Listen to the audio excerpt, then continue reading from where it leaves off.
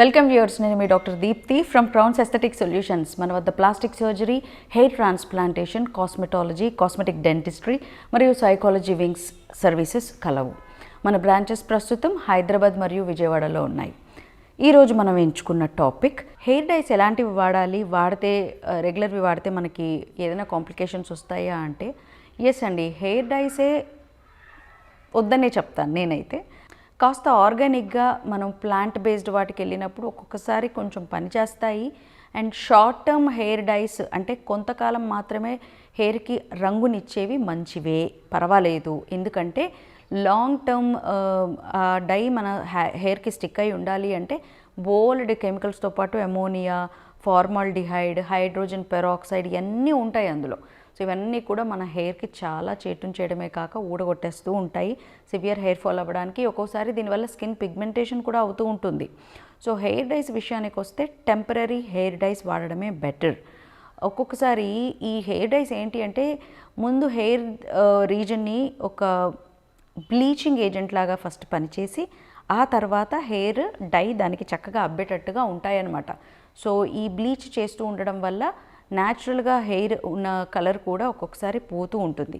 అంటే చాలామంది అంటుంటారు డై వాడాక నాకు నల్ల వెంట్రుకలు కాస్త తొందరగా తెల్లగైనాయి అని. సో ఫస్ట్ ఎప్పుడైనా హెయిర్ డైస్ వాడే ముందు ఈ తెల్ల వెంట్రుకలు ఎందుకు వస్తున్నాయి, any B12 or D vitamin deficiency వల్ల వస్తున్నాయా చూసుకొని సప్లిమెంటేషన్స్ ఇలాంటివన్నీ వాడండి. స్ట్రెస్ ఫ్యాక్టర్ వల్ల, స్లీప్లెస్నెస్ వల్ల జరుగుతుంటే ముందు వాటిని సరి చేసుకోండి. డైరెక్ట్గా డై మీద జంప్ అయితే మాత్రం ఏ డై అయినా మినిమం అది ఫార్మాల్డిహైడ్ అయితే ఉంటుందండి. అది 4 కాలాల పాటు బాటిల్లో చెడిపోకుండా ఉండాలి, కుళ్ళిపోకుండా ఉండాలంటే ప్రిజర్వేటివ్స్ డెఫినెట్గా వాడతారు, వాళ్ళు తప్పేం లేదు, వాడతారు.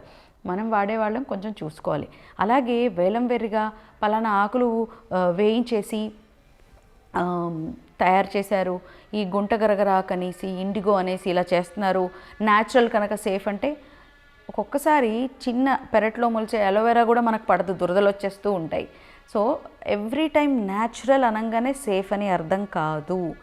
Every organic thing is not safe. Sometimes కొన్ని కెమికల్స్ కూడా చేయలేని సైడ్ ఎఫెక్ట్స్ని ఈ న్యాచురల్గా వాడే ఇంటి దగ్గర మొలిచే మొక్కలు కూడా కలగజేస్తూ ఉంటాయి. కొన్ని మన స్కిన్కి పడకపోవచ్చు. సో ఏదైనా ఫార్ములేటెడ్గా వెళ్ళడం బెటర్.